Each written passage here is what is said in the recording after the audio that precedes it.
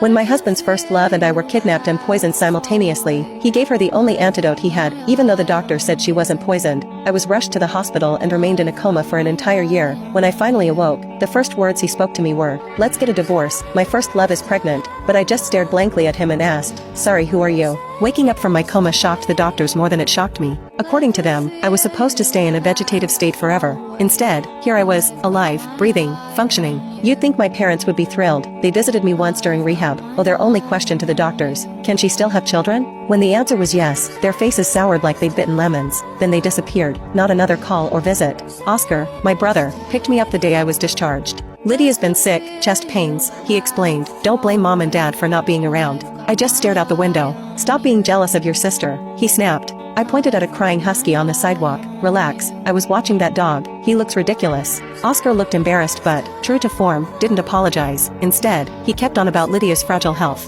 Finally, he dropped the bomb. "Don't go home." Lydia moved back. "You'll stay at Sullivan Manor. Talk to Luke. If it doesn't work, divorce." I was still processing when someone knocked on the window. Luke Sullivan. He didn't waste time. "Let's get a divorce. Lydia's pregnant." I blinked. No tears, no drama, just blank calm. That unnerved him. "Tell me what you want. I'll give it if I can." I snapped. "You? My husband? Please, I have a boyfriend, Ethan Fisher." Luke's jaw tightened. "Marrying you was a mistake. Lydia's the only one I love. If you weren't so difficult, you wouldn't have gotten mixed up in that mess." Smack. My hand flew across his cheek. "Cut the crap. If Ethan hears this nonsense, I won't let you off." Oscar and Luke stared like I'd grown horns. They dragged me back for more tests. Nothing wrong. The only issue? I didn't remember marrying Luke.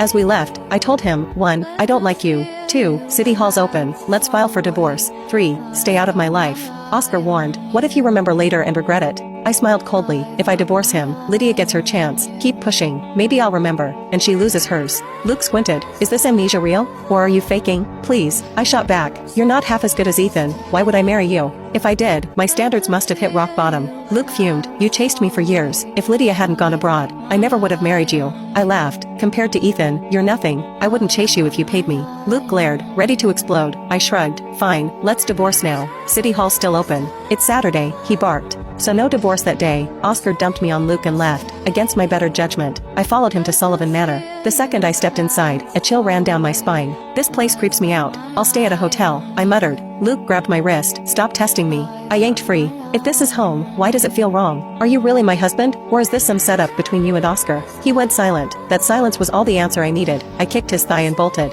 Outside the gates, I called my best friend, Amara. By midnight, we were hugging and sobbing outside a hotel, then devouring greasy takeout like starved kids. Between bites, I ranted about my family and husband. Amara stared at me like I was nuts. "Luke's really my husband?" I asked. She nodded. "You chased him for 10